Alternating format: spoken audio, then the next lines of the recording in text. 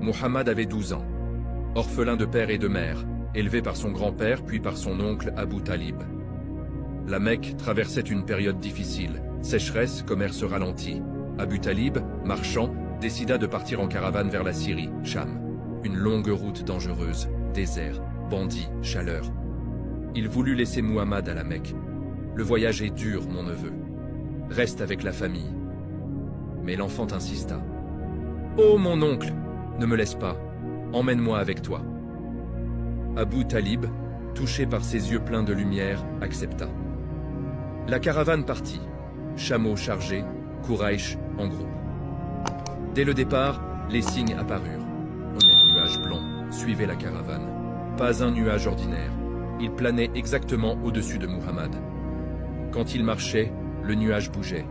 Quand il s'arrêtait, le nuage s'arrêtait. Il le protégeait du soleil brûlant. Les caravaniers, habitués à la chaleur, étaient émerveillés. « Regardez, ce garçon a un nuage rien que pour lui !» Les arbres sur la route inclinaient de leurs branches quand il passait. Comme pour le saluer, la caravane arriva à Busrassa, en Syrie actuelle. Un marché animé, près d'un monastère. Là vivait un moine chrétien célèbre, Bahira, ou Jurgis. Il connaissait les Écritures anciennes. Il attendait le dernier prophète annoncé dans l'Évangile. Ce jour-là, Bahira vit la caravane de loin. Il remarqua immédiatement le nuage qui suivait un seul garçon.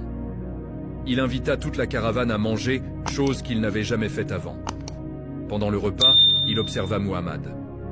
Il vit les signes, la lumière sur son visage, la noblesse de son comportement, le sceau de la prophétie entre ses épaules quand il se pencha.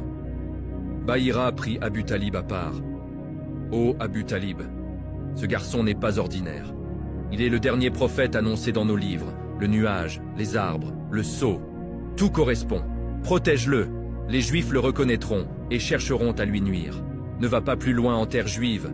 Retourne à la Mecque. » Abu Talib, impressionné, vendit rapidement ses marchandises et rentra avec la caravane. Le voyage confirma à tous, cet enfant était béni.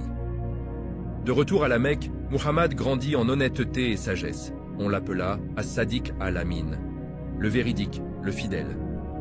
Mais une grande épreuve approchait, la reconstruction de la Kaaba. Comment le jeune Muhammad résolut-il la dispute de la pierre noire? Et pourquoi tous les chefs s'inclinèrent-ils devant sa décision? Le chapitre 9 va vous montrer le jugement qui lui valut le titre d'Al-Amin. Si ce voyage et le témoignage de Bahira vous émerveillent, abonnez-vous immédiatement à la légende coranique et activez la cloche.